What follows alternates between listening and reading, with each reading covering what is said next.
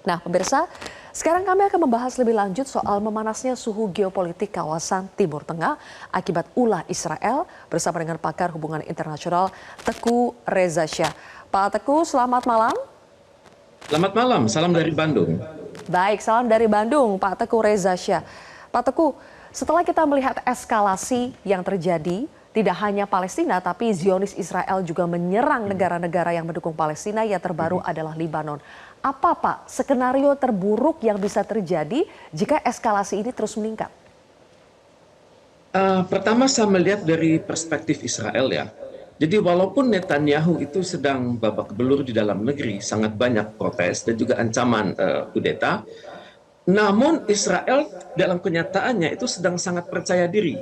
Di mana tanggal 17 September lalu dia berhasil menggunakan teknologi yang luar biasa.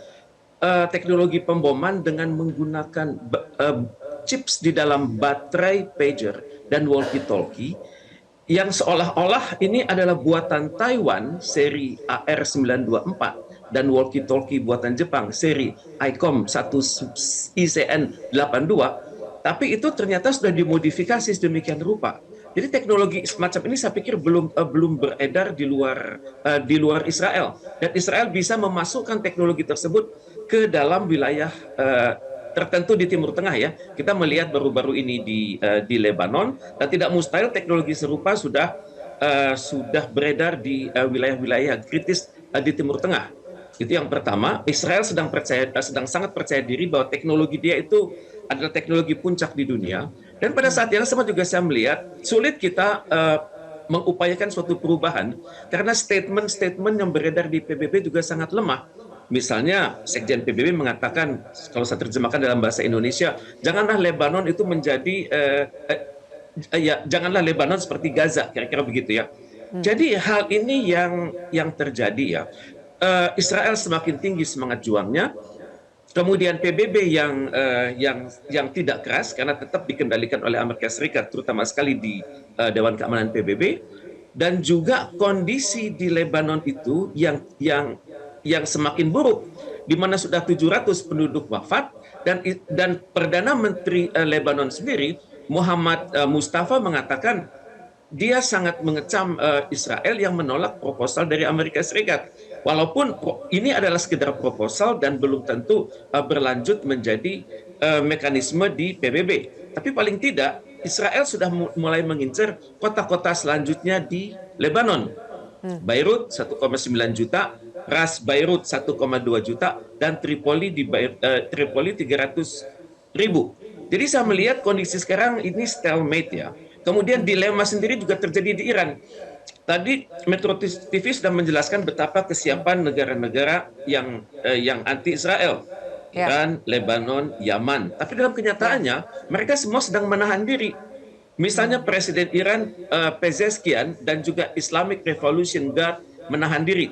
Karena dalam hal ini yang sedang dipertaruhkan adalah nasib dari Hezbollah, di mana Hezbollah adalah sekutu terdekat dan juga terlama dari Iran. Dan ini saya belum melihat apa yang akan dilakukan Iran, Irak, dan juga negara-negara tadi yang kita sebut sama-sama, apa yang akan mereka lakukan untuk berkoordinasi dengan Hezbollah yang saat ini memiliki 100.000 prajurit terlatih dan 20.000 cadangan. Kita belum melihat pergerakan senjata dari Iran, karena biasanya setiap tahun itu ada persenjataan senilai 700 juta US dollar, yang termasuk di dalamnya adalah peluru kendali dan juga drone yang dipasok secara diam-diam. Dalam seminggu terakhir saya tidak melihat kenyataan ini. Mungkin sumber-sumber saya terbatas, tapi yang kita lihat adalah Hezbollah tampaknya berperang dengan menggunakan senjata yang stok lama begitu. Jadi dalam hal ini dunia melihat bahwa Iran sedang menahan diri karena Iran sedang berpikir-pikir, khawatir akan ada terjangan lebih lanjut. Presiden sudah terbunuh, tamu agung sudah terbunuh, dan juga instalasi-instalasi nuklir di Iran juga sudah mulai terganggu. Jadi yang dilihat oleh dunia sekarang adalah dunia terdiam, tidak memiliki energi untuk meniadakan pemboman terus di Gaza dengan sasaran sipil, dan juga selanjutnya adalah serangan di Lebanon Selatan, terutama sekali yang ditujukan pada perbatasan Lebanon Suriah, dan kemungkinan selanjutnya adalah serangan atas Yordania. Dan kalau ini sampai terjadi, ya akan merembet ke wilayah-wilayah sekitar Yordania. Dan saya khawatir dunia akan kembali melihat perang antara Arab Israel seperti yang sudah kita lihat di tahun 1970-an. Jadi dalam konteks ini, statement dari Bapak Prabowo itu sangat tepat. Dunia diambang perang dunia ketiga.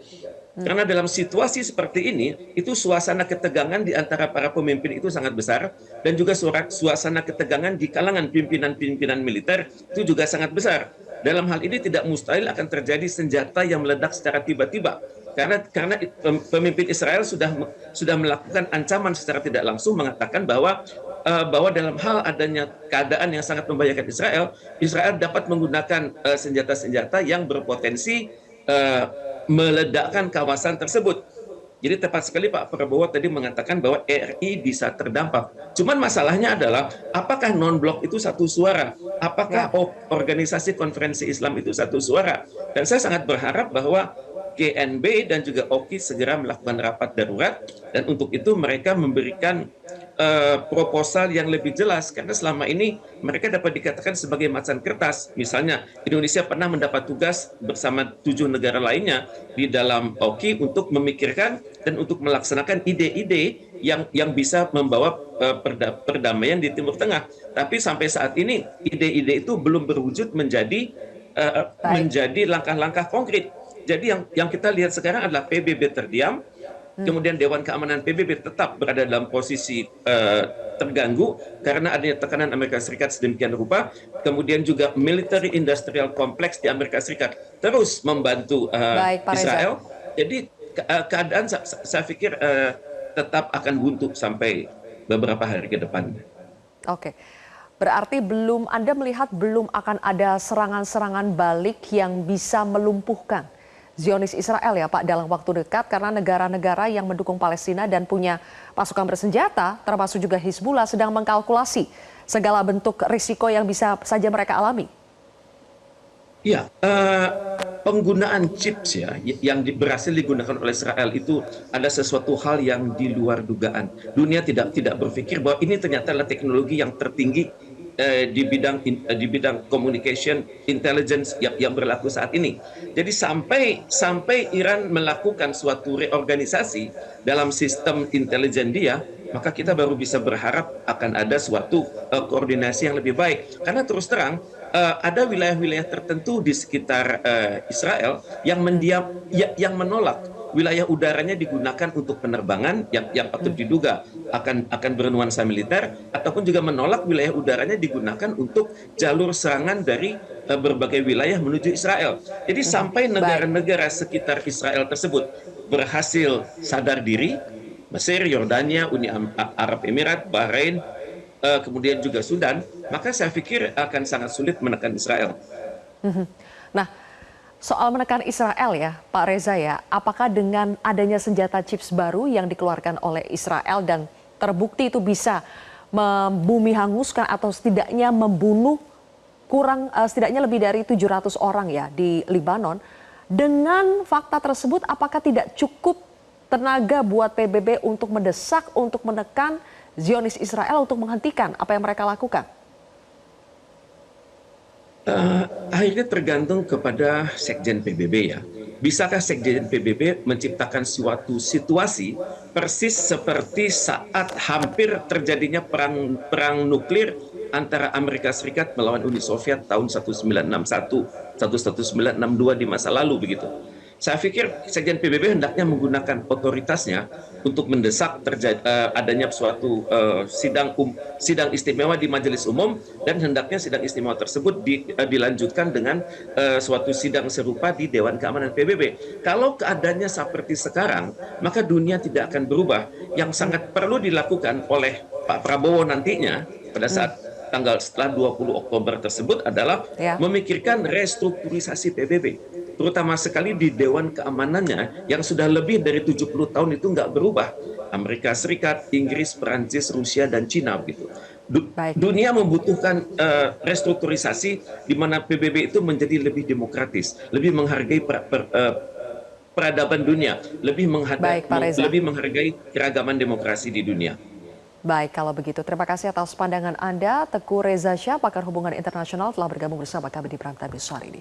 Pemirsa, Prime Time News masih akan hadir kembali dengan informasi lainnya usai jeda.